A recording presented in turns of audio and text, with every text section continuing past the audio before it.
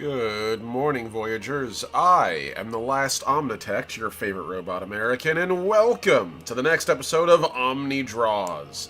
Specifically, a Gentry Dolaan Ain't No Fascist Helldivers 2 fan comic edition. Hello. Hey, everybody. I hope you're all doing well today. It has been an interesting day on my end, but not too bad. Hey, everybody. Omni here. This is actually what I look like. So we're going to start things off, but as usual, before we begin, just to do a quick little thank you to all my patrons out there. Tier 1s, Ampersand, Heinrich, and Atlas, thank you very much. Tier 2, Necronomos and Souls Rolls, you're both incredible. And my amazing Ironclad ally, Tier 3 Patreon, Mossy the Mighty. You're incredible. Thank you all so much. You guys on my Patreon seriously are the ones who can let me create my webcomics, my TTRPGs, do YouTube, do streaming, do everything. You are the fuel that powers the slow puttering pulse engine that is my channel. So thank you so very much. I genuinely appreciate you. And with that, we're going to go from our appreciations to what we're doing today. So for those of you guys who've been following Gentry Dolaan Ain't No Fascist, you'll know that the Automatons are one of the major factions involved in Helldivers. This is just a baseline. And so, as we flop over, Gentry Dolaan is actually about a Helldiver who flips over to work with the Automatons, but a very specific subgroup of them known as the Vanguard, led by an incredibly powerful automaton by the name of the Coordinator. We are working on their characters. So far we've got two of these folks together at the moment. Let me just make sure I've got this right. So we have... Where is the other ones we have? Just make sure I got this right, because it's doing that thing. Oh, here we go. Okay. So we have Vanguard 14 is the first character we drew in regards to the automatons. Literally an artillerist designed to shoot these characters out of the sky. It's quite fun. I really like their design. They stand pretty tall, very obviously like lanky and made for shooting people out of the sky. They're basically a skeet shooter, as it were, knocking folks as they're dropping in through hell pods.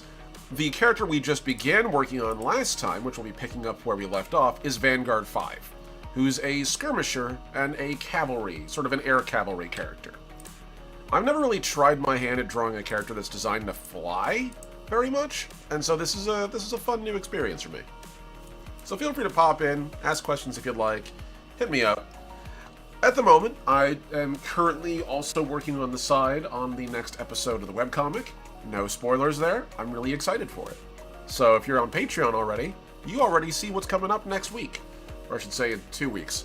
You have 2 weeks and head notice, so you'll have a fun time with it. Trust me, if you're a fan of the already incredible Delaney, you'll be a fan of this one. Alright, so let's go to here. Here we are. Gotta put this above everything. The automaton star is kind of mandatory on the design. It really ties everything together. So let's get above this and get to work. Now, if we go back to the... I need to really make a palette for this, because I did that for 14 already. I didn't really do that in this instance. So we're just going to copy this. We're just going to make a new palette. We'll put it above that. We'll call this Vanguard Palette.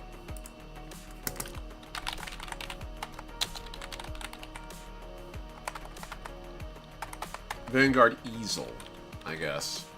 I'm sure I'm mispronouncing that or misspelling that.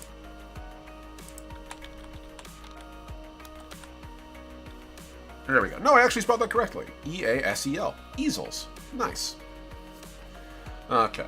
Splotch, I guess? Vanguard Splotch? I'm going to keep renaming it. There we go. So let's start with our midtones here. This is going to be our metals. I'm going to save this. I'm just going to keep saving this as we go. We have our brighter tones.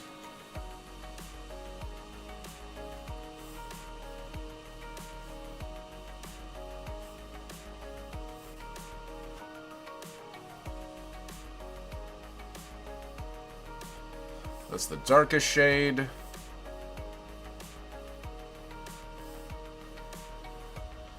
And I do this so I have immediate reference to whatever colors I need to use. It works very well, and it lets me keep a pretty consistent palette. It's something I only recently started doing in the webcomic, and I really should, because when you're doing a full color webcomic, I'm not gonna lie, one of the biggest things you'll struggle with is keeping the colors correct. I do a lot of atmospheric lighting and really intense work in that capacity, so it can affect the actual base colors a stunning amount. And by making a swatch like this, it kind of helps me get around it a little bit. So there's our metal Vanguard swatches. So that's our metal. Vanguard metals, or Vanguard alloy, I suppose. And then we have Vanguard lighting. The rest of it's pretty much black. I don't have to worry too much about that. I think everything else is pretty much covered. It's really the intensity and the dullness of the weaponry. What do we got here? Is that a different shade? It is, actually. Let's go with that. So we'll do a new one. So we'll start with the bottom, as we did before. This is going to be Vanguard, I suppose Vanguard Plastics?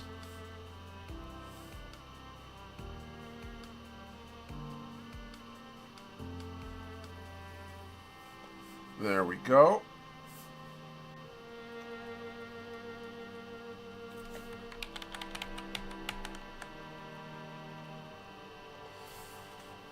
Alright, this has a slightly more muted palette to it.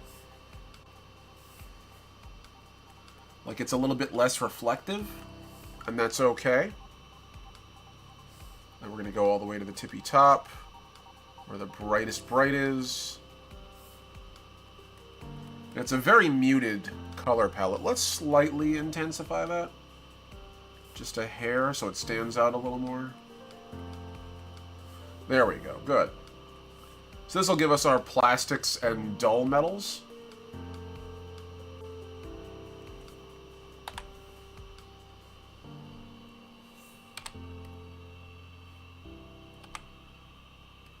Okay, cool. That works. Then we just take that, rasterize it, rasterize the Vanguard alloy as well.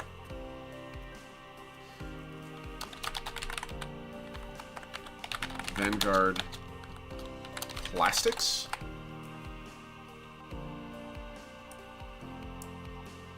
And we just sort of pull that together, move that up here. And now we're going to do one more, and that's going to be our glows. Vanguard glows. And this way, whenever I'm making any Vanguard character, I can dip into this pool of color and work from there. Alright, so let's start with our deepest, darkest shade of glow. Which is probably around here. Okay. Yeah, that's pretty dark. Let's try that again just to make sure I got the right color. Yes, that is in fact the right color. Cool. Now let's brighten that up a tad. Now this is going to be one of those things, because it's lighting, there's a lot of distinction in color.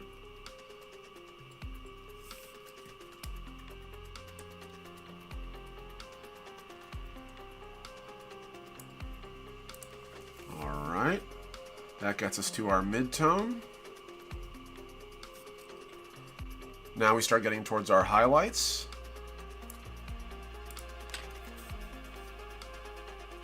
Which is going to very quickly jump the shark in terms of highlights.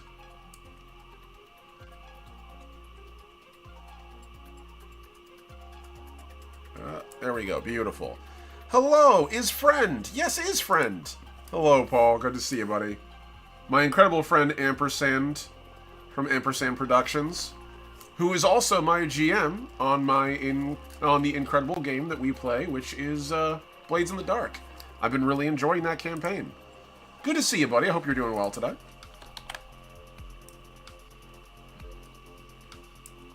We're just gonna pop in here. Also one of my incredible patrons. That's neither here nor there. Cool. So we've got ourselves our Vanguard glows. But so far is friend. Is friend. We're gonna rasterize this quick. Save it. Cool. I religiously save in the possibility that things will, like, at some point just spontaneously fail. It happens all the time. I think the robot's a friend. So Vanguard 14 is definitely like one of the titular characters that'll show up in the actual webcomic a lot. Let's move this out of the way so you guys can't see everything I'm flipping through.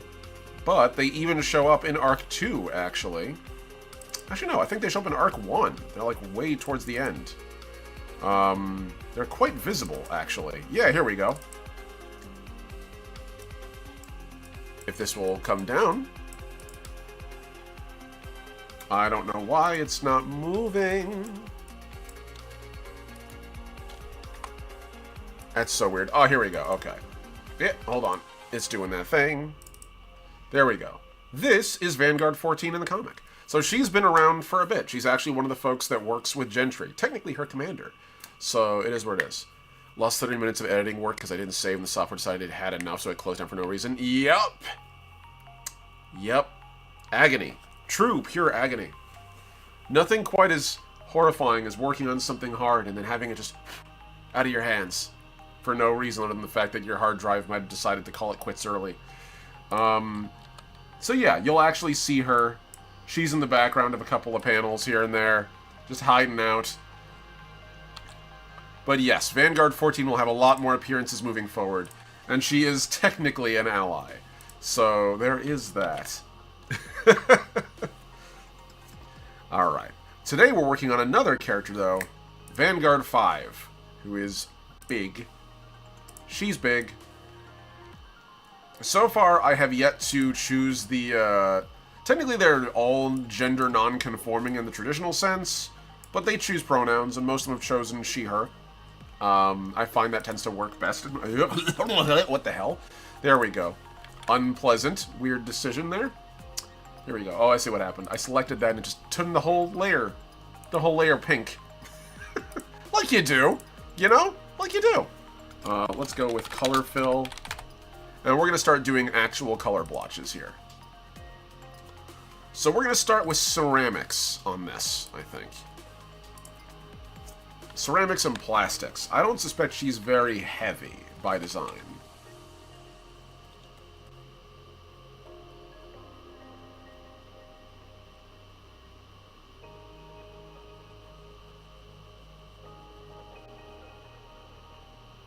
Here we go. So as a result, I'm probably going to end up using a lot more duller plastics than metal on her.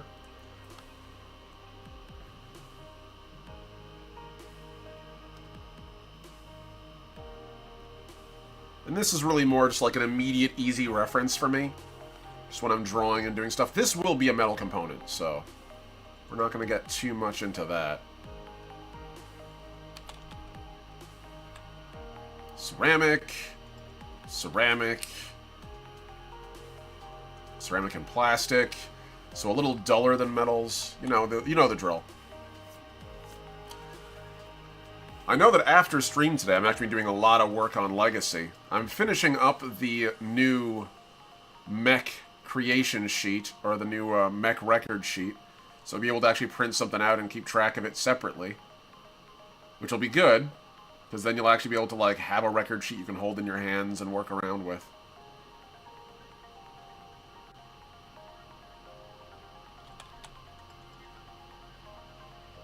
There we go.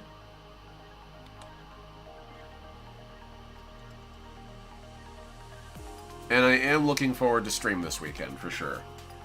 Since we do have Legacy First Flight, that's going to be this Saturday at 1:30 p.m. EST, for those of you who are from the Isles. Or just other locations. There's a lot of folks I have from across the U.S. who follow me from, like, different time zones and stuff. The U.S. is a mess for actually coordinating things for that reason. Okay. So I kind of like the way that's looking so far. We'll probably stick with the ceramic as the primary armor. for Vanguard 5. I kind of figure she's like the more fun-loving, energetic of the three Vanguards that survived. There might be other Vanguard characters. I'm leaving a few spaces open for those of you guys who like making OCs and stuff. There's a couple of folks in Red server that have Vanguard OCs. So, like, you know, I want to leave enough room for other players to have their fun in there.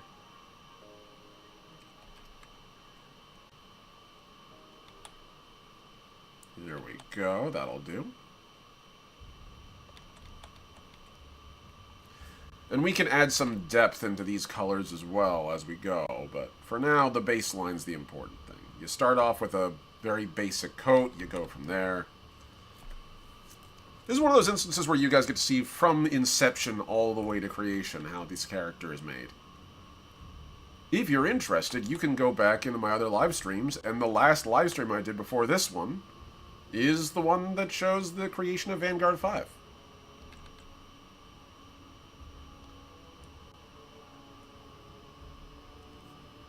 Here we go. And we can sort of add that in. Get our little pythons. She's got these little toes that stab into things so she can jump and, like, grab people. Which I very much like the design of. There we go. So we're getting that base ceramic armor on. Most of her internal components are going to be, like, aircraft-grade aluminum and stuff.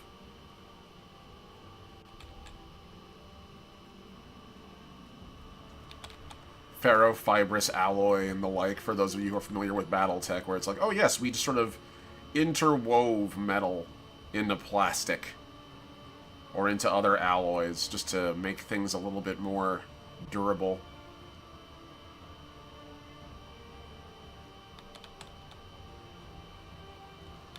And we do the same thing here. That'll do. Now we get to her abdominal plating, which is almost always going to be ceramic.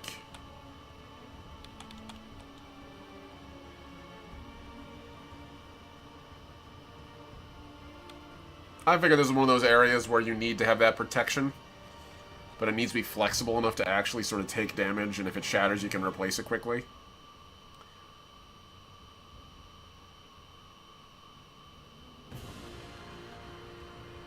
Here we are. Beautiful. She's coming along great.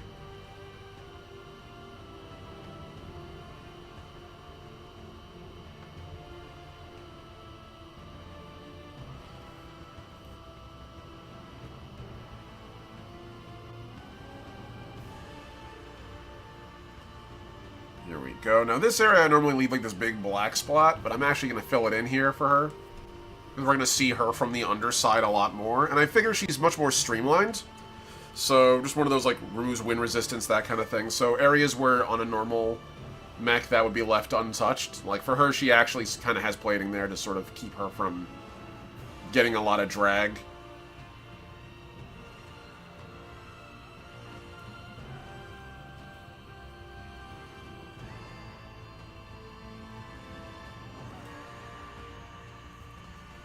Here we go. We can sort of get her little sidearms there. Literally, her side arms. Yes, I made the little robot arms on her just for that stupid pun. You gotta deal with that, I'm sorry. You take the fun where you can make it, you know?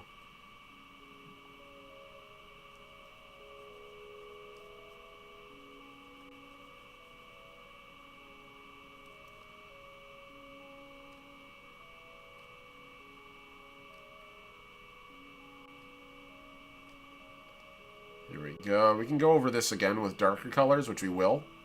Shading is important. Do the same thing on the other side.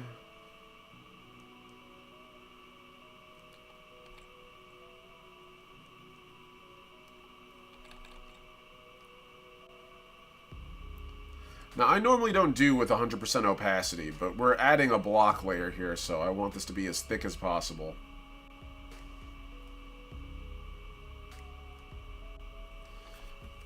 Here we go. She's looking good.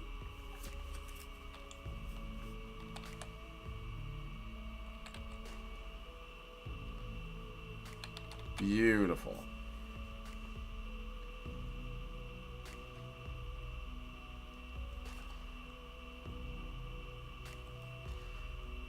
I often find it helps when you're drawing a character to figure out why they look the way they do. And it's important. Like, there's some things where, like, you don't need to really explain it too much. Hey, I just wanted to draw a character who was, like, curvy, or I wanted to draw a character who was on the fatter side, or who was slimmer. I want to draw a character who had darker skin, lighter skin. I wanted to draw a character that matched these identifiers. Sometimes it's just a matter of taste. Or just, like, an impulse. But for some things, especially when you're dealing with robots and machines, everything has a purpose. Humans, we're born with weird anachronistic quirks that don't really need to make sense. Like, we're still figuring out a lot of how our anatomy works, because some of it just isn't really... I mean, you know, the greatest argument against intelligent design is be an actual biologist. Like, spend a couple of hours going like, so why do we have a ticking time bomb in us? And they're like, oh, well, it actually might be like an old holdover from when we used it to manage our calorific intake and to handle, like, gut bacteria. Like, okay, that's great, but nowadays it's just a little pipe bomb inside of your body. Having appendicitis. Like, I had appendicitis. Gotta tell you, poor design choice there. Or if you're ever the sort of person that's like, I choke on my water all the time. You know, when you're talking and you just speak a little too much when you're drinking, and it just goes down the wrong pipe. Other animals don't have the breathing and the drinking in the same tube. Like, it goes through different tubes. Dolphins, whales, most aquatic mammals breathe and eat out of different tubes. There's no crossover there. And it shows.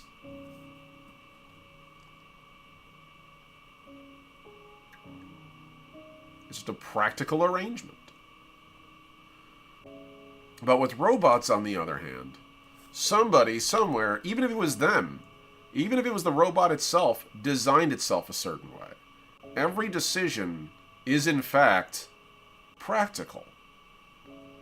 Or at very least, it has a it has a reason behind it. And digging down into that's a great way to help design something.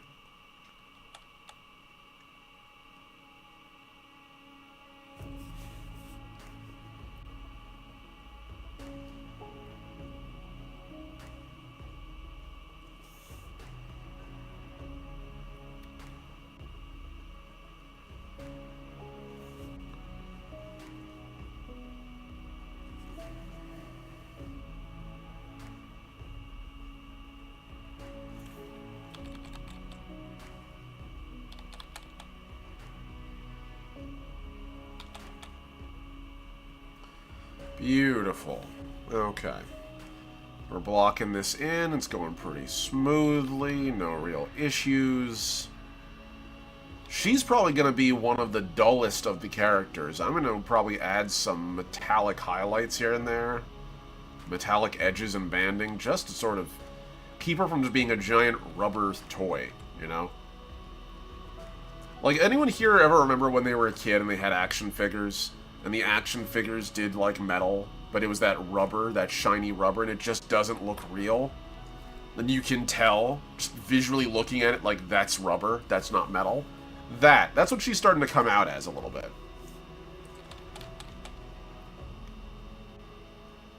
And I don't want that. I wish her to look, you know, to have an actual layer of metal on her.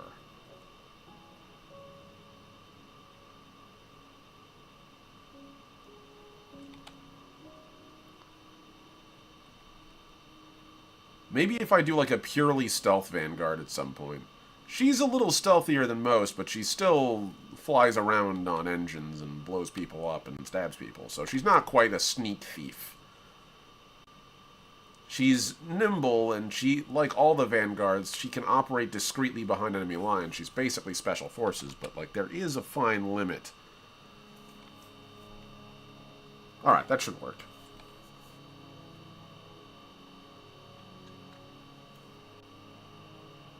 Let me carry that in. And we pull that straight down. All the way down.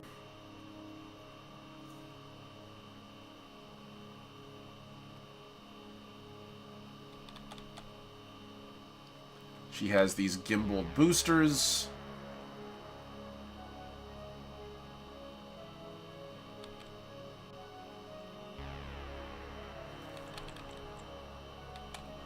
Which I kind of like the idea that they're like prototypes of the like what eventually became the Warp Pack.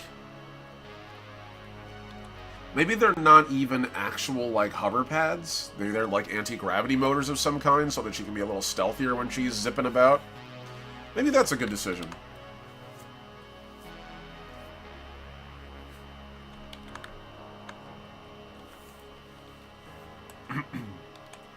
Alright, let's start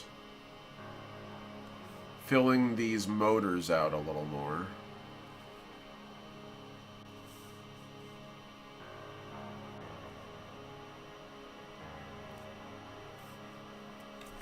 Save that. Rotate it a bit to here. Just sort of slide the plate over. Beautiful.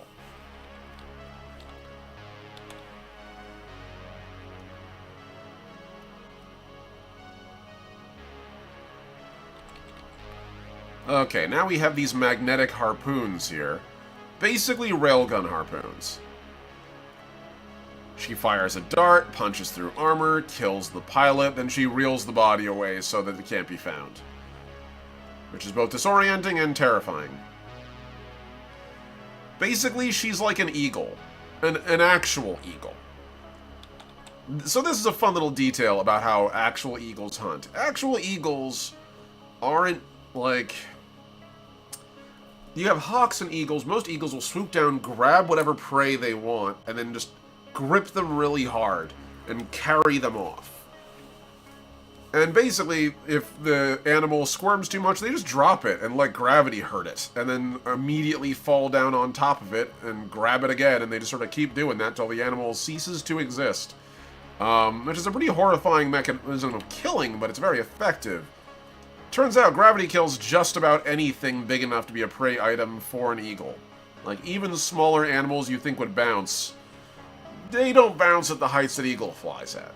So, it's a very efficient mechanism by which you can kill something and eat it. Now, it's kind of the same thing here. She just sort of swoops in, identifies a target, harpoons it, and even if the harpoons kill it, she just drags it off and hides the body elsewhere. That way it's less likely to set off anyone who's on Overwatch. People might not see the person have been killed. And they'll just go about their day. And you're like, oh yeah, nothing happened, everything's fine.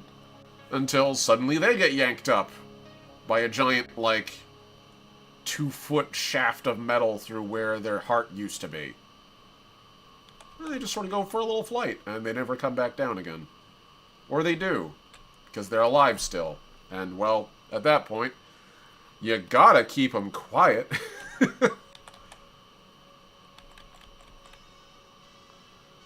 All the vanguards are built around their weapon systems, which is why I talk so much about them. They are, like most automatons that we encounter in Helldivers, built for war.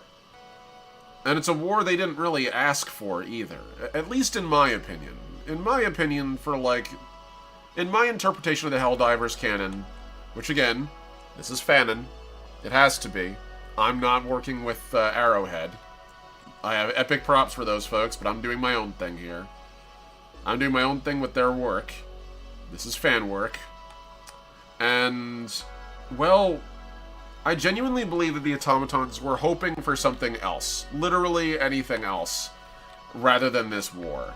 And the war is just the thing they unfortunately kind of stumbled on. They were hoping they could intimidate their way back into the galaxy and be like, well, we have a big enough navy, don't pick on us. And humanity was like, you want to take that bet? And we're like, no, we don't. We just want to be left the hell alone. And, you know, it's literally the jock that's not smart enough to realize that something's rhetorical. What do you say about me? It was a joke. It's very clearly a rhetorical device not designed to target you. Yeah, well, here's what I think. Immediately punches, and you're like, oh, okay. That's humanity in my setting. They are not smart. The automatons literally gave them an opportunity to politically just go like, oh, well, there's a new superpower in the galaxy. We'll just leave them alone. Like, what sane person would mess with an entire interstellar? It's humans. Humans are stupid in my setting. They're just smart enough to be a risk to everybody else. I kind of want to fix that. Let's take this here, carry that over.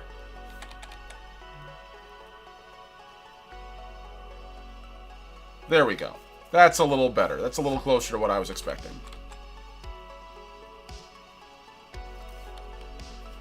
Cool. And then we just sort of take this, make ourselves a little line that'll go straight there. Same thing here. So we have some slight, like, angles here that sort of makes some sense.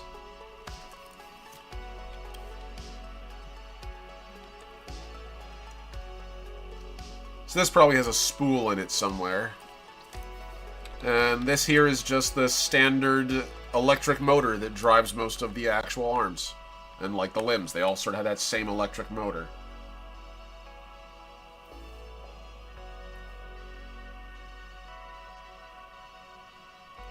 There we go. Cool.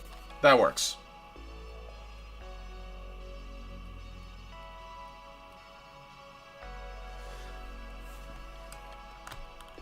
Awesome. Oh, also, while I have you here, Paul, how are you doing? Are you feeling a little better? I know you weren't really feeling a little under the weather. I hope you're feeling a little better today.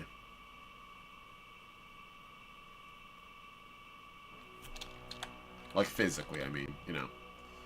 Just angle that here. Beautiful. So we got ourselves a nice javelin.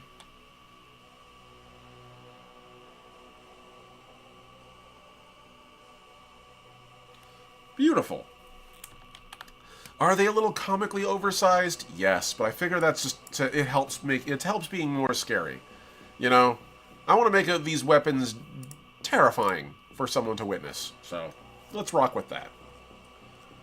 Okay, let's go down here. Let's go to our darkest shade of metal. Actually, no. Our second darkest shade of metal. And let's start getting to the actual metal components.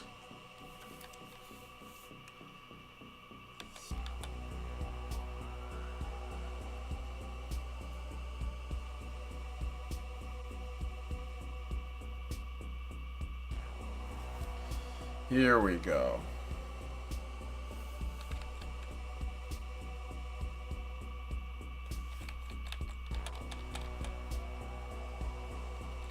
So the interior of her head is metal.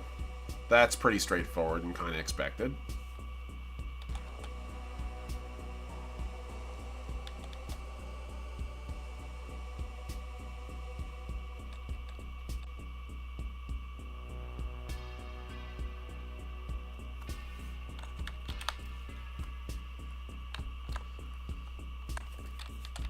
And then we get into the actual joints.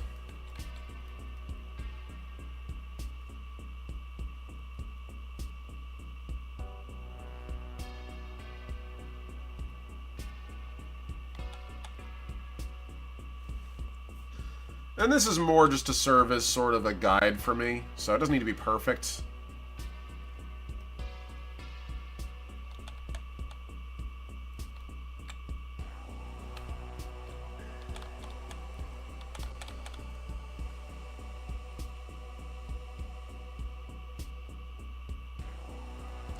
And then we have the interiors of the arms here. I like the idea that they have like a clasp system on the outside to keep like dirt and detritus out.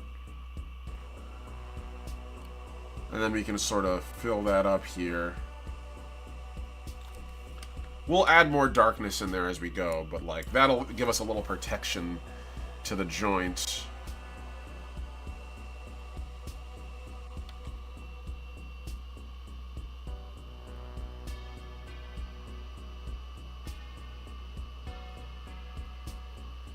And then we do the same thing on the back here.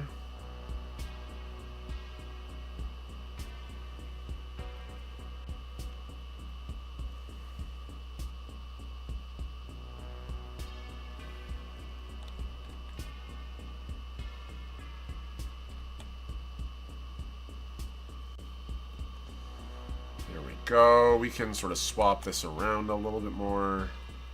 We'll lower this joint a tad. We can do that. We can do that, everybody. You can change your designs on the fly. Let no one else tell you otherwise. It's your design. You're designed to screw up. Mess it up how you like.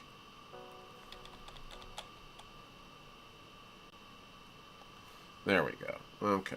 And we can sort of put that in there. Get to our metallics again.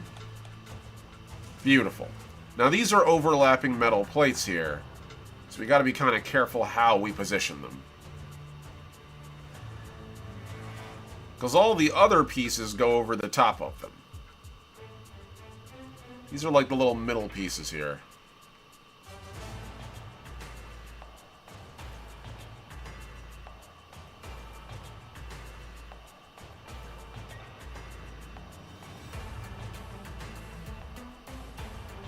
Beautiful.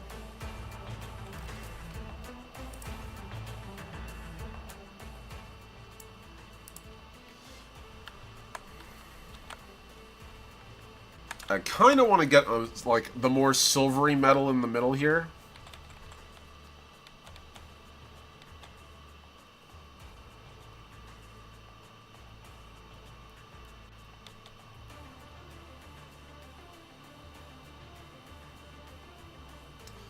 I feel like if there's anywhere that should be metal, it's probably some of the joints.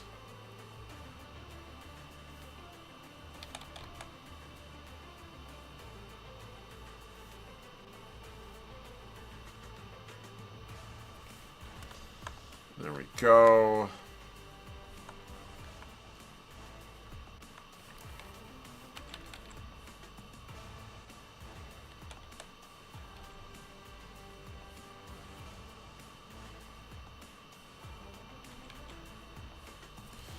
Beautiful.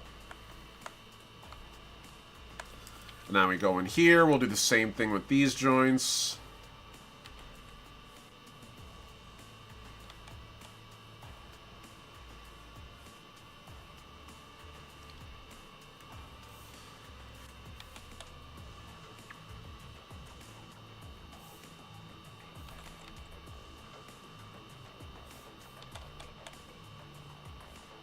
And then we have the interior wheel and the exterior wheel, which is the spool for our harpoon.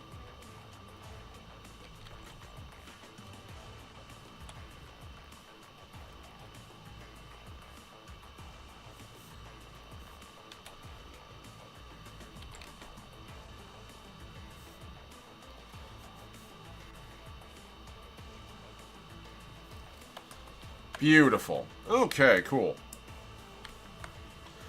So that works. Let's get the other arms here and start getting that joint worked at.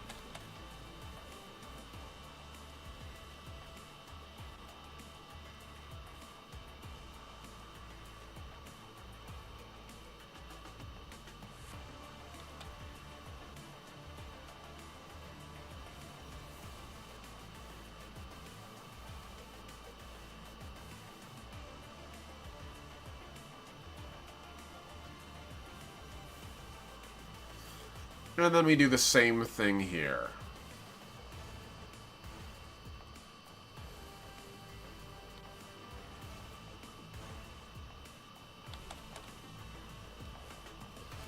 Beautiful.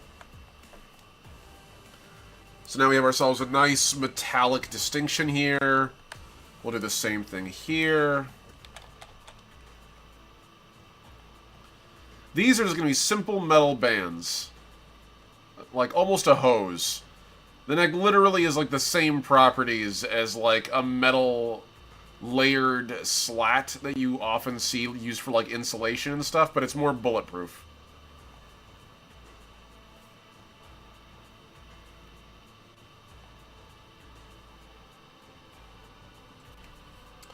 Alright, cool. That works.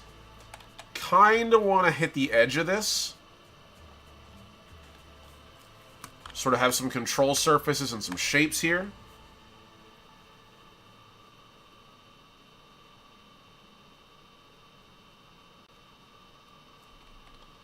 And then we pull that down to here. Beautiful.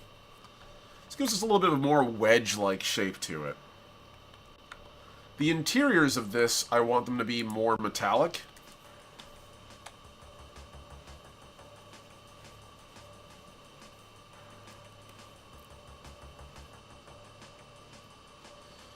So let's start hitting that with the metallic.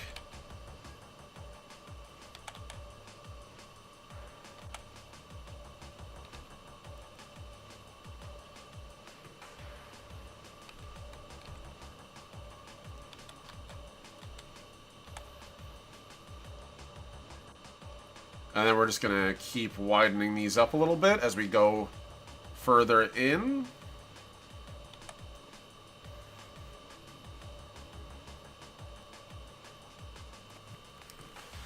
Beautiful. I think I'm just going to actually copy this over.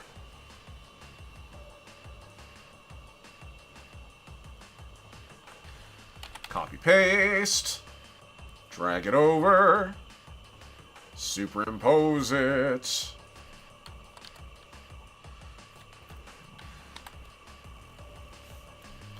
Cool. And then below it we can just hit that with pure black. I said pure black. There we go.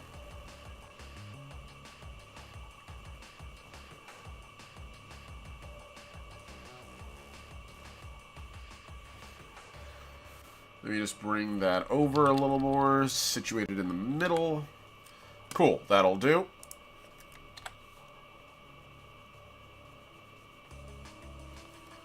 And let's save it. We're just gonna do that. And then pull this color fill down onto the layer below. Beautiful. So now both of our arms have those ratchets, and they're the same, roughly the same gauge on both sides. I don't have to worry too much about, like, oh, does that match? Yes, it does. I can say for certain it does. Also, let me get myself a sip of water here. Never forget to hydrate. It's important.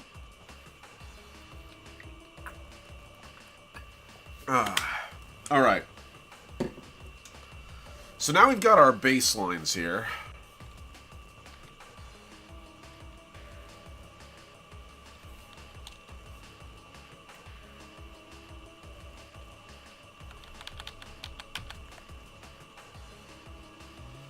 I'm just going to fill this in.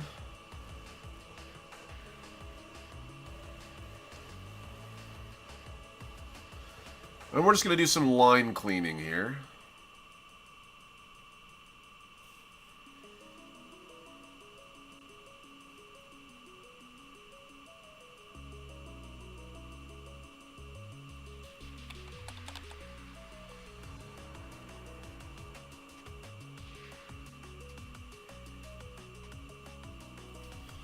There we go. Let's get down here. Let's start working on some of these joints here. I kind of like the idea that these are just like standard fingers. It's like slightly off-sized, off-scaled fingers on a weird flat hand.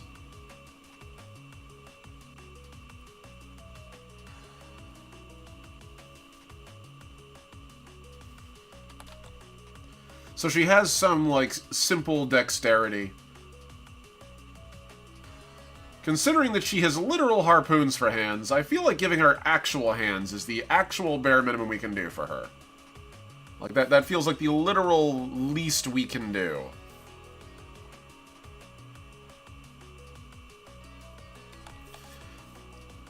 And now we can get in there, erase some of this, get on our sketch layer and erase some of that.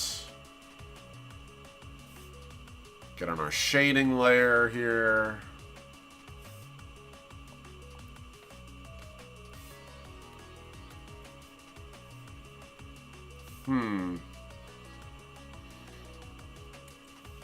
Oh, that must be the block layer. Okay, that explains it. I was like, what the hell's going on there? Why doesn't it move? That would be why.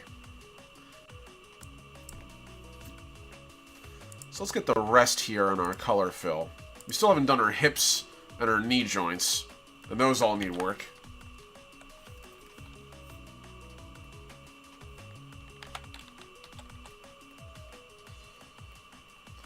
So we got our metallics here.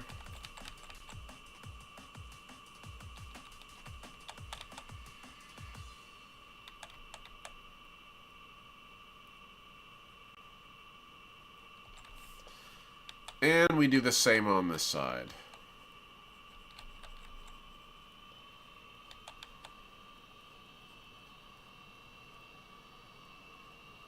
gorgeous.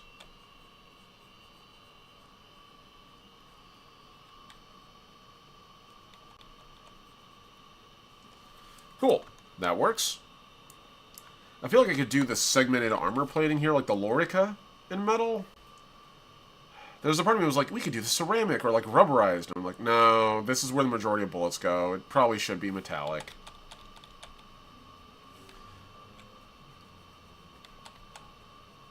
I'll leave the... Yeah, in the bottom here, actually, I would like to at least leave that part black. That's fine.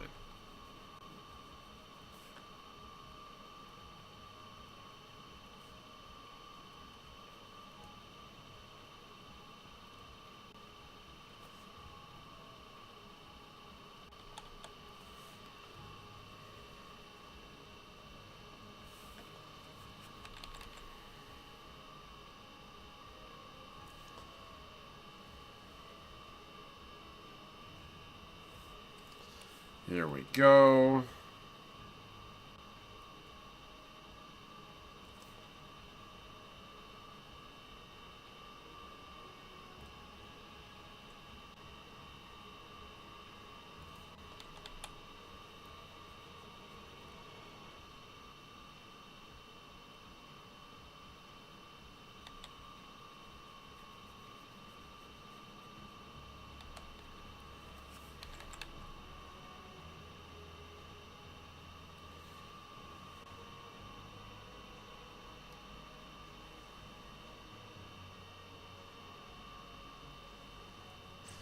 Okay, let me sort of add the extra metal on the outside there.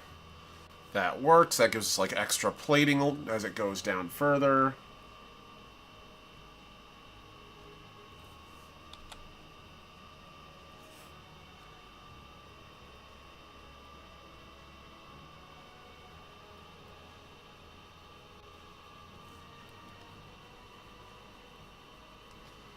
Okay.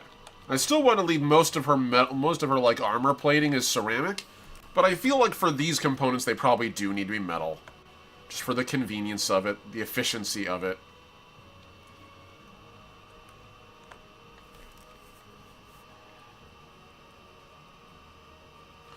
Then we have our stabilizers, basically metal gyroscopes, or liquid metal gyroscopes that spin and oscillate at great speed. It sort of helps adjust them in flight. Much like you see on a lot of aircraft and on a lot of mechs where they have like an internal gyroscope system. That's basically what they have to have for the Vanguards, because they're big. They're heavy things. And this one flies, so it doesn't even have the advantage of being able to just like turn on its feet. Like if you're in midair, the only way you're really going to spin around is with either boosters, which that can work to a certain degree.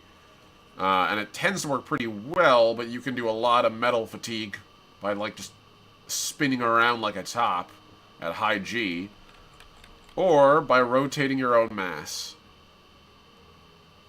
She probably has both. Get you a girl that can do both. Get you a robot that does both. And here we go. I tend to put a little bit of the visible drivetrain in here just because I think it makes things look a little cooler from the outside.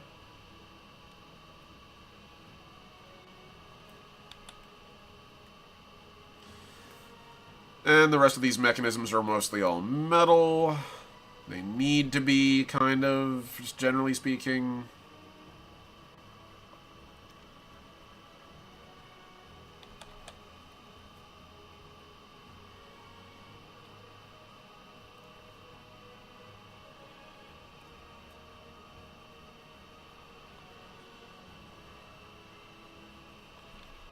And there we go. We have her hip joints pretty much intact.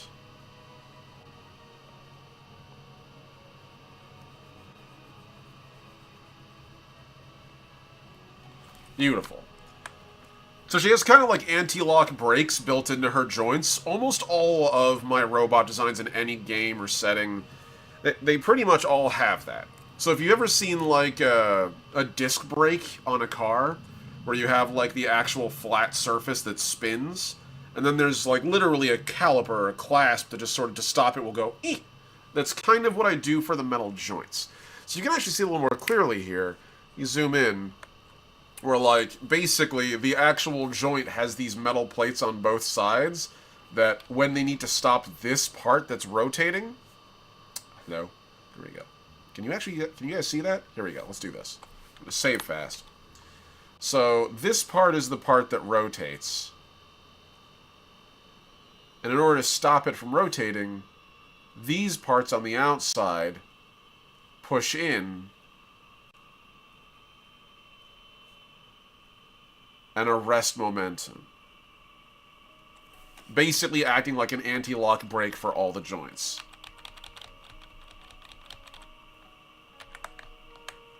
And that's pretty much, you can see that in almost anything I've drawn. So if you're ever wondering, hey, did Omni draw this?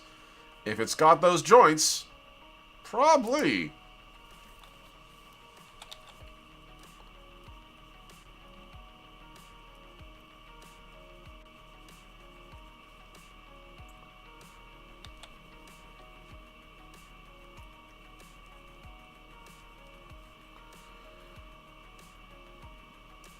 Okay, we're going to do some of these same dust covers we had earlier and higher up.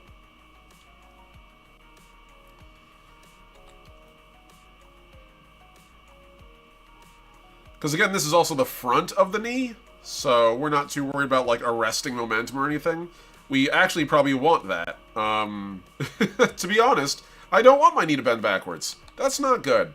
That's not helpful. That's not okay.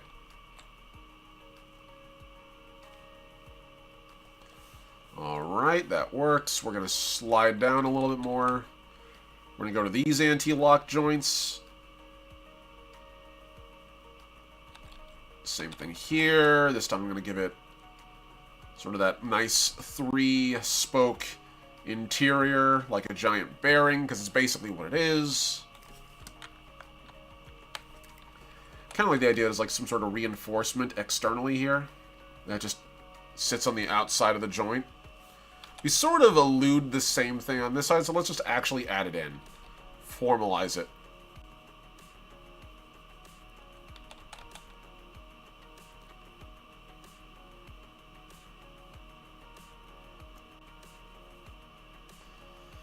When in doubt, add something to your joint. And we're going to do the same thing here. These big anti-lock brake pads on the outsides of the knee joints. Because this is where they actually swoop down and grab.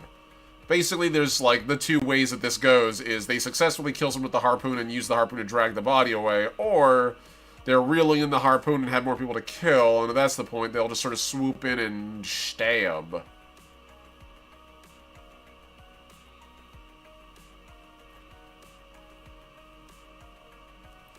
Beautiful.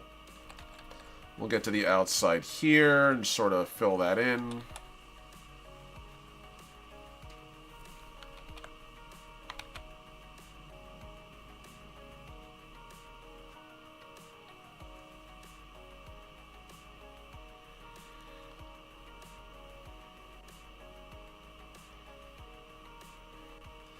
There we go. We'll just sort of fill that in here. Beautiful. Now, the joints don't have to perfectly line up with the legs because, much like our joints, they're loosely designed, so they can actually fit together and move around. And that's actually a utility purpose. Like, that'll let them have shifting posture and such that an actual normal machine couldn't usually achieve with just, like, static joints. You probably never thought about it too much, but if you ever actually look at your own joints, they're not very fixed. So, as an example, I have hyperflexibility, which means most people can only bend their hands like this. Minor warning if you're a little squeamish, my hands have hyperflexibility. They can bend like that, pretty far back. When I was a kid, I could get them all the way to the back of my hand. I don't do that anymore because I'm 37 and I don't want to dislocate my finger, but I can literally lay all my fingers flat against the back of my hand. That's not the hyperflexibility I'm talking about. That's natural range of motion in a certain way. But what I'm talking about is if you ever look at your joints, you think of your fingers as being meant to bend forward and back, right? But they also migrate. They shift side to side. The whole joint, actually. is designed for a degree of angular movement outside of its normal range of intended motion. This gives you a little bit of durability. If you have a joint that's locked down and it can't move with like even a half a degree off of its angle, it's going to snap. It'll torque off. So by having these joints that actually sort of rotate around and allow us to sort of move about, it gives this character the ability to land awkwardly and not snap their legs off, or move more efficiently. It's just a convenient tool.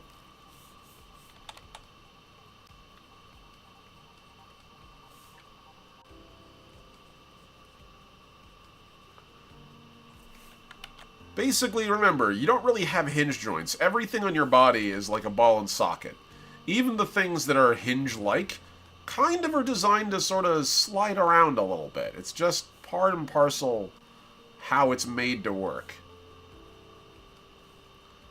And I genuinely think if you want to have a character that does human-like gestures and motions, that's kind of mandatory for you.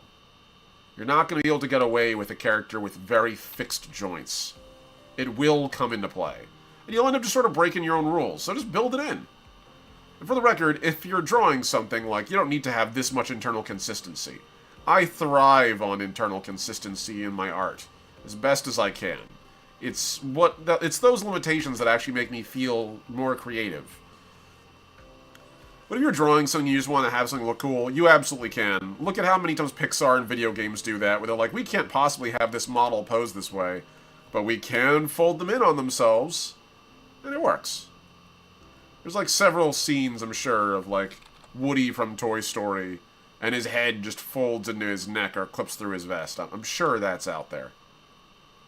Pixar tends to clean up the most egregious ones, but they leave plenty in, too, when they're necessary. Buzz Lightyear, as someone who owned a Buzz Lightyear, with realistic joints designed to move as the Buzz Lightyear in the movie, gotta tell you, Buzz Lightyear cannot move the way he moves in the movies. They are doing something extra to his joints. They're letting his shoulders stick further out than normal. They can get closer to his body than normal. His fingers can move significantly more. Like, he creates gestures that you should not be able to create with that actual figure. Nothing wrong with that, by the way, either. That's actually excellent.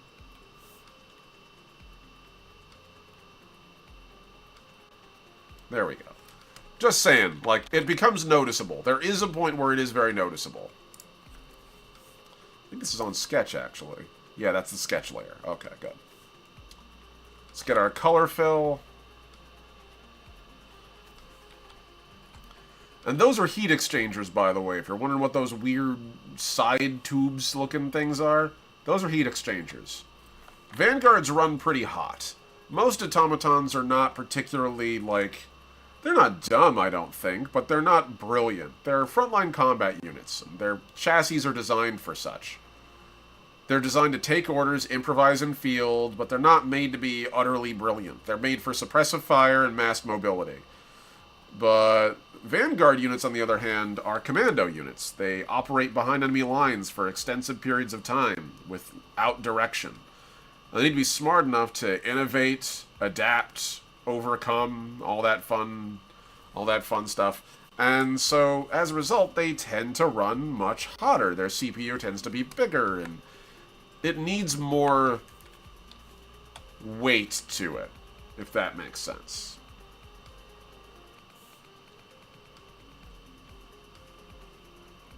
Oh, that's right. The Automaton Star has that weird kind of... There you go. Alright, we get into our color fill layer, and we just fill the rest of this up.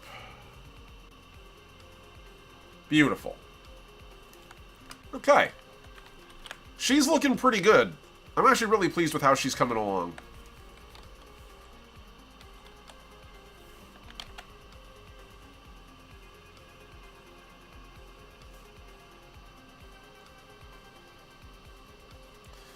And we're just going to go in here, clean these joints up a little bit. Okay, then we're going to take this. And let's connect this out.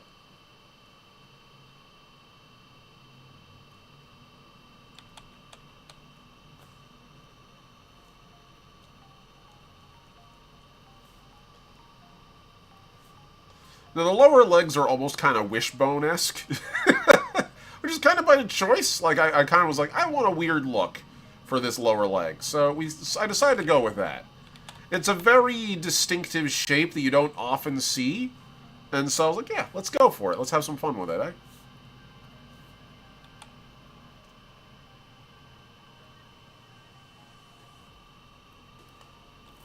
Whoop. Hold on. Gotta get that angle right so it reads as a little straighter than it is. Beautiful. Okay, let's swap this out.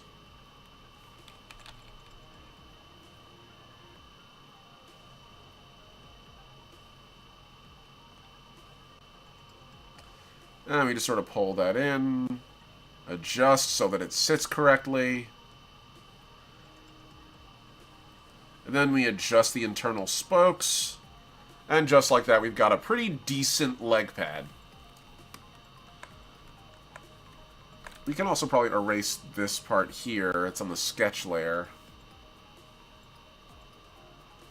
Beautiful. Clean up some of these parts. Looking good.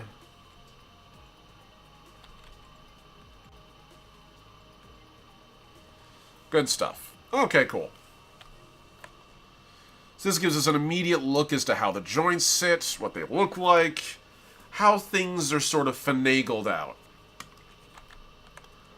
And also, she's mostly color-filled at this point, which is a great start, which means all we really need to do is shading at this point. Shading and color distinction. It's pretty easily manageable, actually. I will say, the part that I always loathe the most when it comes to drawing something is actually going through the block. The very base color, flat colors, as some people would call it. That always pisses me off. It's very time-consuming. It can be very boring. It can be very frustrating. And also, for the longest time, it just does not look good. There's a period when you're drawing almost anything where it just... Man, no matter how well you're drawing it, it sort of sucks. And it depends on your method. Like, I'm a sketch artist. I spent a lot of time doing sketch art when I was a kid. So, I know that for sketch art, it tends to start looking pretty good pretty quickly. Because you actually can see very quickly what the shapes are meant to look like. You can sort of see what they're building up. Watch the geometry grow. But when you're talking about something like this, that's not quite the same. Unless you're starting with no structure underneath, getting a flat layer is kind of rough. But towards the end, it actually starts looking pretty decent. And it's the most time-consuming, and you have to sort of, like, fiddle around with it, and you figure out what you want to do with it eventually. But now that it's done, it's always very relaxing to be like, oh, it's finally over. I can move on to the rest of the thing.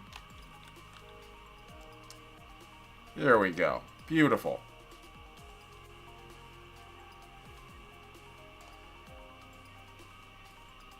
This gives us a little consistency across the joints. We'll do the same thing here. This will help us separate out parts.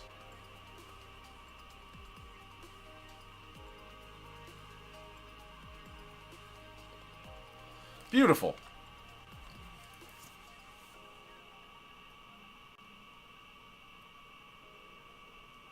And we pull this straight down, and good stuff. And again, if anyone has any questions about anything I'm drawing, please feel free to ask. I'm always happy to entertain questions, or if it's just about how you draw. How do you draw, Omni? Well, I've been doing this for the better part of my whole life now. I'm 37, so if you want some pointers from a person who's not... I've been professionally trained a couple times in different fields. I've been professionally trained as a painter and a portrait artist. I'm a self-taught sketch artist from when I was a very young kid. I've taken many drawing classes, taken sculpture classes, all that fun stuff, and all of it's fed into my designs. So if you're interested in hearing a more layman's approach to drawing, I'm happy to give people tips and tricks. It's part of why I do these live streams. I find that it's more helpful to people who are unfamiliar with how you draw, or unfamiliar with the steps, to see it actually happen in front of them. There's a lot of folks that they look at art and they see it as like this mystical thing that you're just born with the capacity to do, and that's not true. It takes a stunning amount of particularly persistent effort to get anywhere near what most artists would consider like a happy medium for where they want their skills to be. And that's kind of where I'm at, really. Like, I'm at that point where I'm happy with where I am in terms of, like, my skill sets having developed, but there's a lot more for me to grow. Fun fact, it's partly why I started doing the webcomic. I wanted a good excuse to keep drawing. And what better excuse than a thing that I have to drop every 2 weeks for people to enjoy. Not to mention I had a plot and a story that I wanted to tell, and that always helps, but like, there's always a little more reason to do something like that. No creative just picks up a pencil and goes, ah yes, I must create the thing. Everyone has the impulse to make a thing, that's for sure, but like, following through on it takes a crazy amount of effort, and a lot of time. Like, just because someone can fish until they catch a big one doesn't mean they're gonna fish till they catch a big one. They had to have a drive to do it, a want to do it. And I realized I just made a fishing analogy, and I don't even fish, I'm just turning into an old man. I'm a dad, and I can feel the dadness creeping up on me. I'm slowly turning into the father from, from Cloudy with a Chance of Meatballs. Dad, you know I don't understand fishing metaphors. But it's true. There's a lot of effort that goes into these processes. So if you ever wonder, like, oh, they make it so effortless, it's not effortless. We're all struggling. Every artist is constantly struggling to render what they want to render. So if you're out there and you're thinking you're not good enough, or you're not sure if it's worth trying, keep going. Trust us. If you're going through that, it means you're an artist. And yes, I think everyone has the capacity to be an artist. I don't think that's exclusive to people who call themselves artists on their resume. Making art is an inherently human thing. We all do it. And we're all frustrated by it, too. Trust me, this isn't what I'm drawing in my head. This is what I can convey. This is the best I can do right now. And maybe when I'm 50, I'll be slamming out pieces that would have made the masters blush. But right now, I can do a pretty competent webcomic. And I think that's where I'm at, after decades of practice. Accepting that where you are in your art journey is not where you're going to end is always important, and accepting that you need to just sort of keep going at it for it to really provide fruit. You know? I'm probably rambling at this point. I'm sorry. But it is a thing I hear all the time. I see that all the time on websites with like, oh, you're so talented. I'm like, not really. I practice my ass off. I've met people who are inherently talented. They're very, very rare, but they exist. And I gotta tell you, as a kid who was born as part of who went into the gifted program at a very young age, talent without practice does not yield much. There's a reason there's a gifted to burnout pipeline. Because you can be inherently good at something and encouraged to pursue it, but if you don't pursue it, you will lose skill sets in it.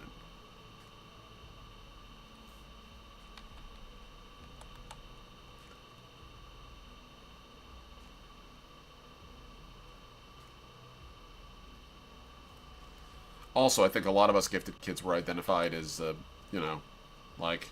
I think a lot of adults saw kids with autistic traits in many instances, and were like, oh yes, we can harness this, and they just didn't understand that that's not how autism works. It can be, like, turned into a tool, but, oh my god, the amount of effort that it takes to do that is stunning.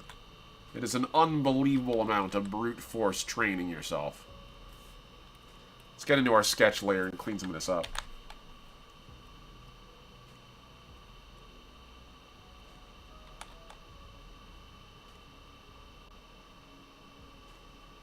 Beautiful. Get back to our color fill layer. And golden. Good stuff. Okay, cool. So we got our metallic joints here pretty much all set. I should hit these little nibs down at the bottom. These little pythons are important. Again, how can you grab people and lift them off the lift them off the ground and swing them around like Mothman if you don't have little metal pads and little toes and the connectors between them.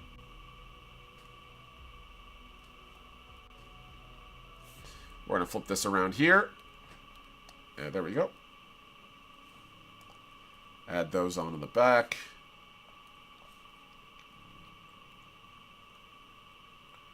Here we go. We're going to have the bottoms of these pads here. Perfect. And we can add shading and stuff, and that'll help sort of square away the odd shapes here eventually.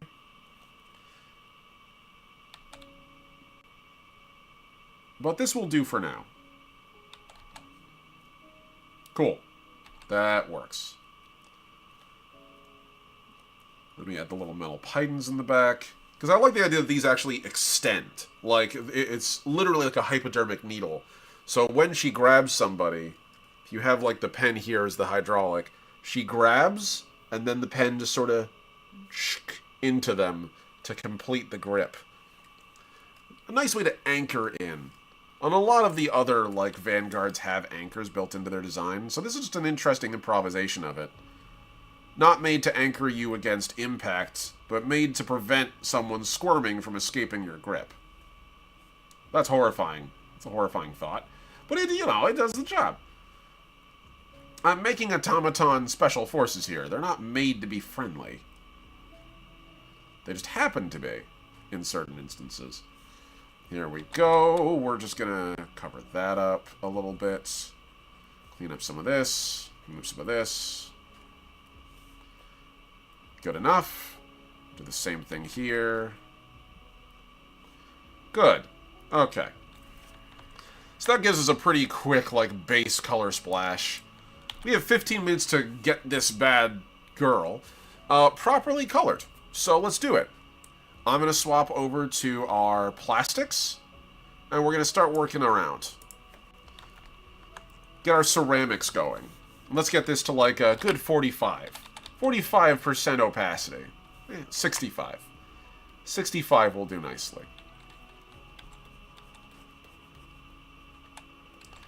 And we can sort of just color the bright parts here. We get the edges. And this will get significantly brighter. This is just sort of the starting zone. We'll also get this.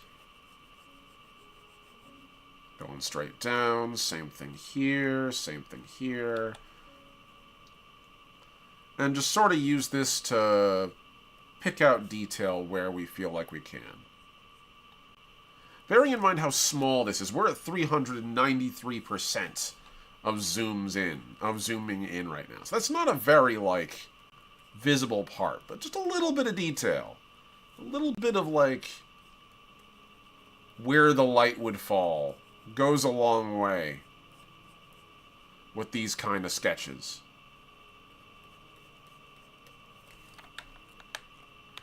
It adds a surprising amount of depth.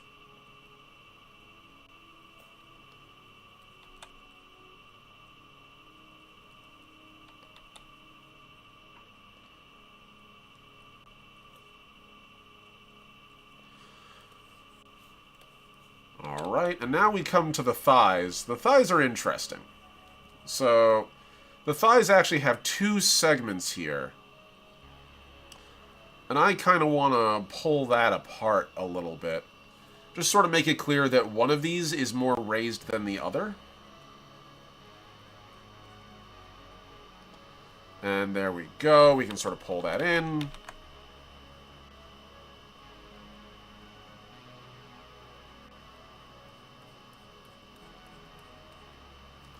Good stuff. Do the same thing with the thigh here. We have her inner thighs, which are probably filled with, I would say, Myanmar. Like the same stuff that Gentry uses to move his arms about. The 3M cabling. 3M cabling, where it's basically just liquid metal. Memory metal Myanmar, I believe is what I called it in Legacy. Not in Legacy. In Gentry. Which is, by the way, straight up it's like taken straight out of Battletech. Myanmar is the name of the weird muscular cable they use to move battle mechs in Battletech. highly recommend if you're into, like, the actual engineering side of, like, giant robots. You might not like a lot of what Battletech brings aesthetically, but in terms of their designs, Battletech is second to none to explaining and exploring, like, the industrial side of what it means to make a machine. So, highly recommend Battletech for that. Seriously, just trust me. You will thank me later. Okay, then we're going to sort of take this, fish that out, Good. This is going to give us that area here.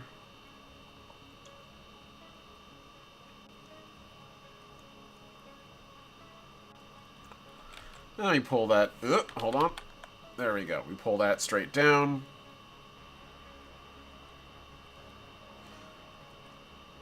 And we do that there. Cool. So we've got ourselves pretty much everything we need there. I'm going to swap this out with a darker shade. I like the idea of it being like some sort of heat exchanger on these harpoons.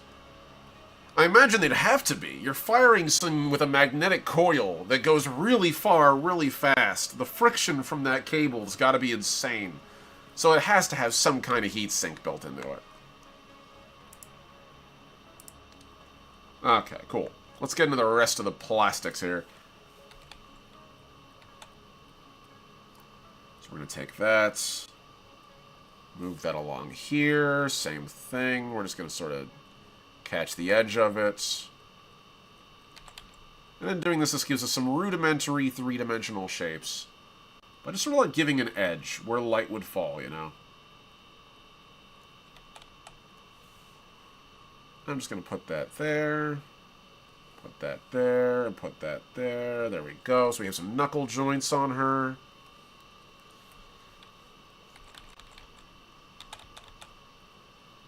And now we can sort of catch the edges of these flywheels here that she has. With these ratcheting wheels for her arms.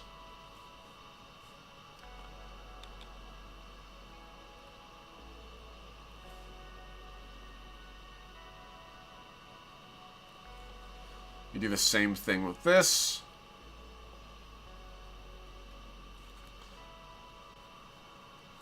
Perfect. Then we just take that down. We copy that over. And we get the edges here.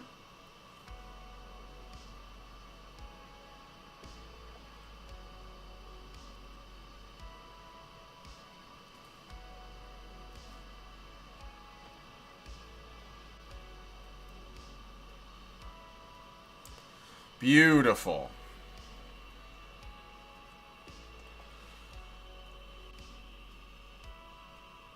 Vanguard 5 is coming along nicely.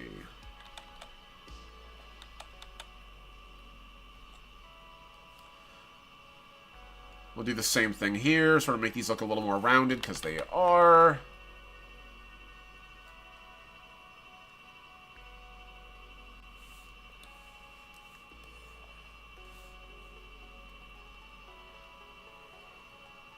And this is just about conveying a shape without explicitly spelling it out. I'm sort of going for like a dinner plate saucer sort of shape. So drawing where the light would fall on one side, then using that same technique to draw shadow on the other will probably do exactly what I need. Beautiful.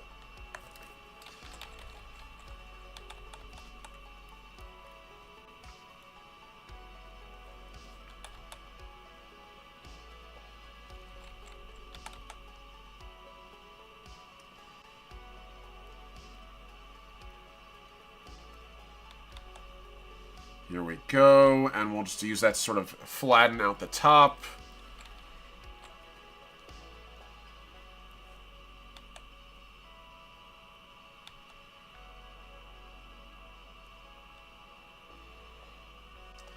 Beautiful.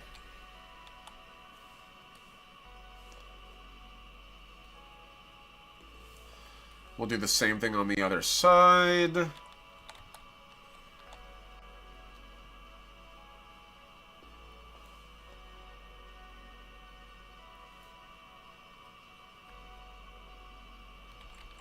And then we can just sort of take that down.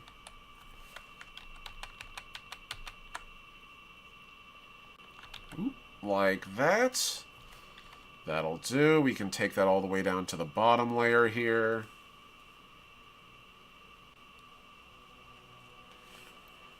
And we do the same thing on this. And then we just sort of fill that in. And already we sort of have a shape. There's a top and a bottom to this now.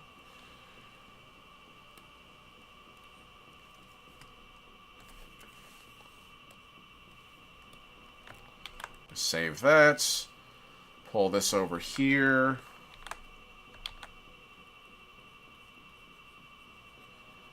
Beautiful. Okay. Let's get the top here.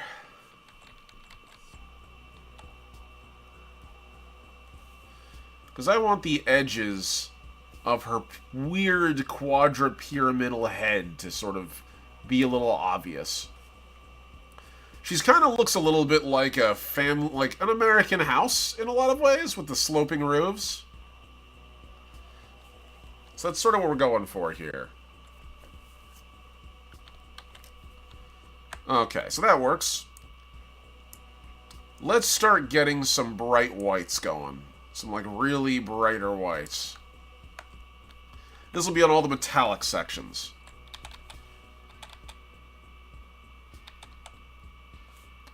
Hold on. There we go. Save it.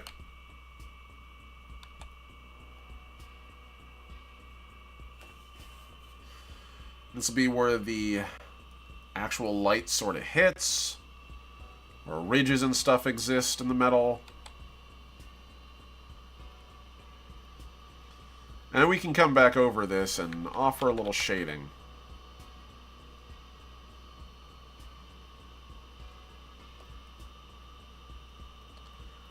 We got 5 minutes. I can make it work in 5 minutes.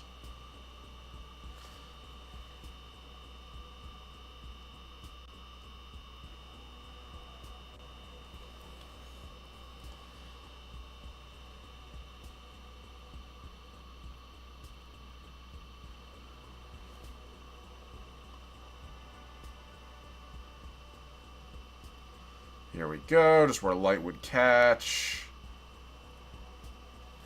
Beautiful.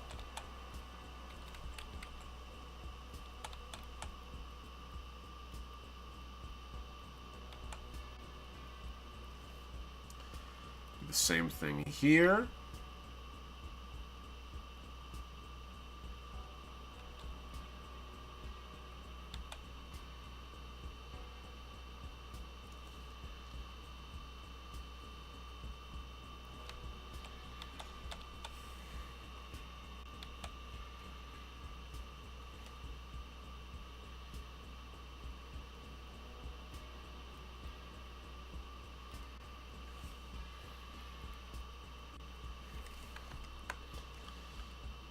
Cool. That gives us a nice, bright highlight.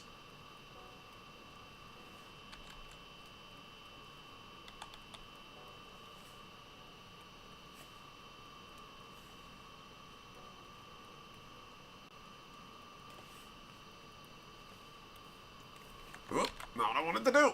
There we go. Let go. There we are. Whoa! What happened here, Chico? That's new. Let's fix that.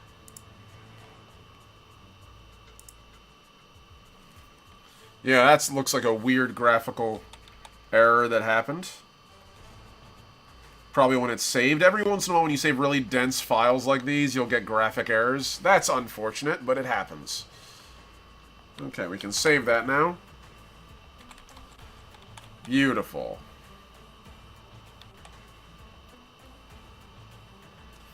Nothing you can't fix. It's no different than accidentally smearing something by leaning on it. You get an eraser, you fix it right back up.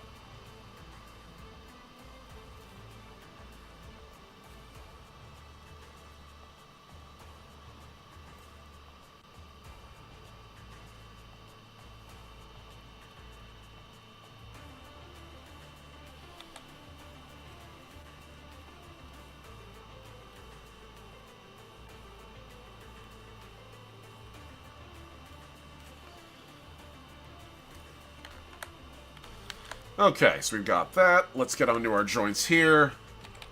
There will be light reflecting off of the metal in this.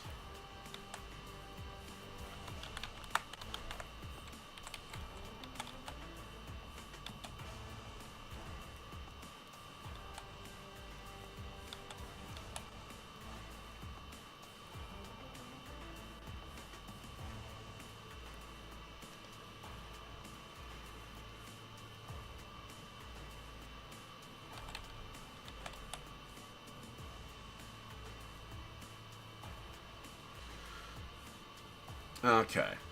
And then we just sort of get in here around where light would hit.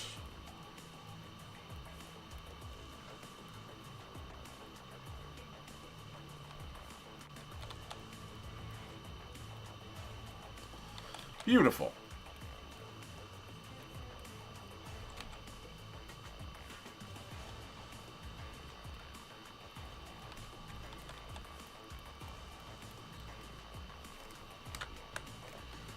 Cool. That works. We'll do the same thing on the other side now. Oh, we should probably pick up the little metal casings up here, too. These are all metal.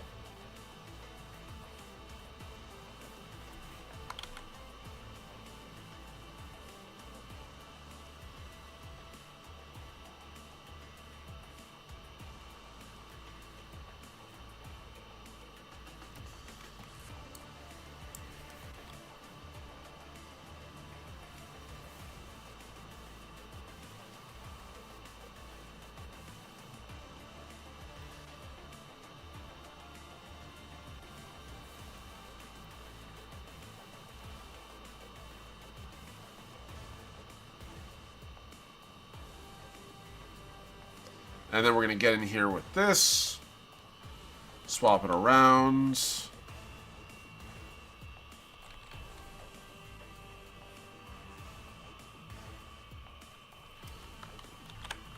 Beautiful. So now we have the reels on both sides. That works. Should probably... I could probably separate this out now that I'm looking at it. That other side feels like it's pretty separated. So let's do that. Let's do that. Sometimes you gotta improvise, you know? Sometimes your design is telling you something and you gotta listen to it. And if you don't, you're gonna regret it. So, there we go. So now we have the two separate parts here. Nice.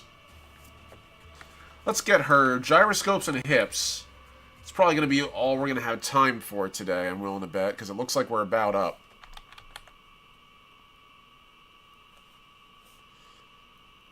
And she's got complicated hips. And she should. It's where you put all your weight. You ever see a human hip joint? It's kind of a mess.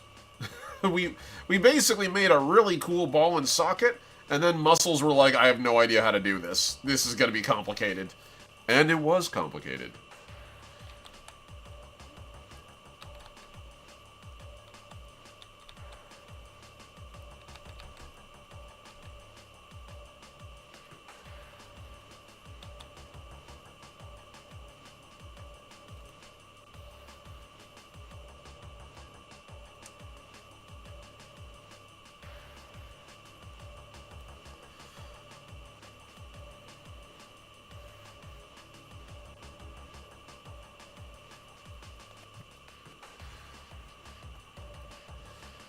And here we go.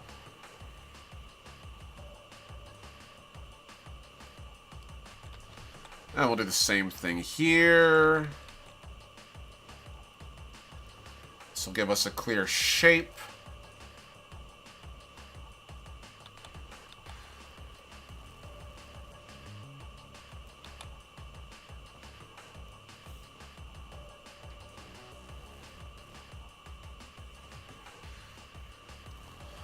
Same thing here. So now we see those are rounded parts. And we can get in here as well.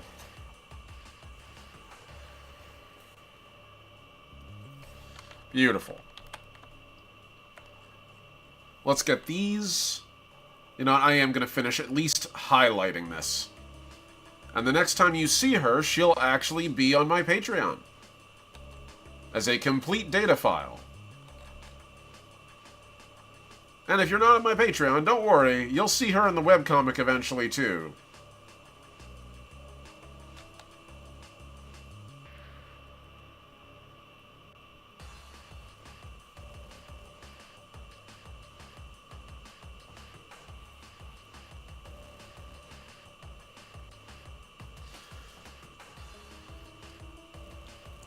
Alright, and then we do the same thing here.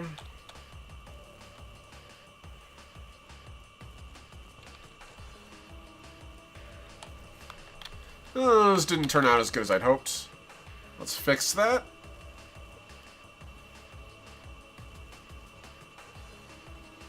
Beautiful.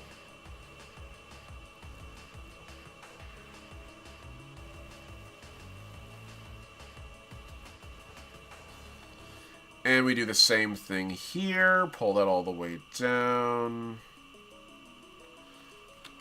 Knees, hips, spine. Man, we just aren't built for bipedal nonsense. No, we really aren't. We are such a mess. But hey, it works. Also, good to see you. Good to see you, Coyote. Yeah, no, you know, human anatomy is a strange thing. What humans are really made for isn't for dynamic action. No, we're made for walking. And walking really, really good. Like over a long period of time. We are nature's most perfect pursuit predator. We can gently jog after damn near anything on planet Earth and harry it till it just wants to die. Ask the woolly mammoths. It worked pretty well on them. Feel bad for them, actually. That, you know, maybe we could have been a little bit less effective against them, but generally speaking, that's the bipedal trait that's convenient. Like, other animals have the ability to use tools, too. Like, orangutans technically are knuckle-walking bipeds, so they don't really do quite the same level of verticality we do all the time. And they can use tools just fine. But by being constantly upright, it allows us to use tools and, more importantly, maintain a very energy-efficient stride. Other animals might be faster and generate way more force, but we can walk on a discount. That's our big superpower. Turns out, like, when your basic method of mobility is just falling in the right direction and catching yourself, takes a lot less energy than having to haul your whole body up and then do that with 4 legs.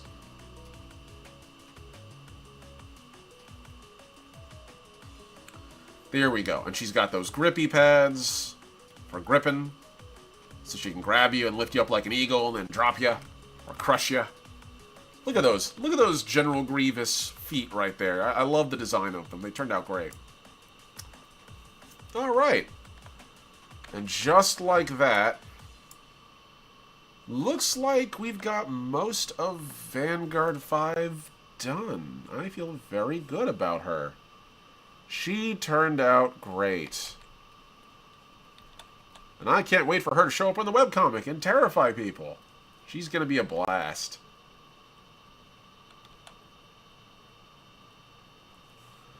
And we're just going to carry this one over here. And wunderbar.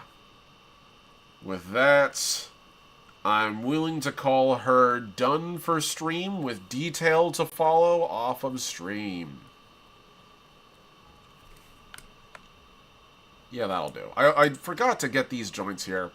I'll do that off of stream. So, thank you guys so much for tuning in. I appreciate having you all on board.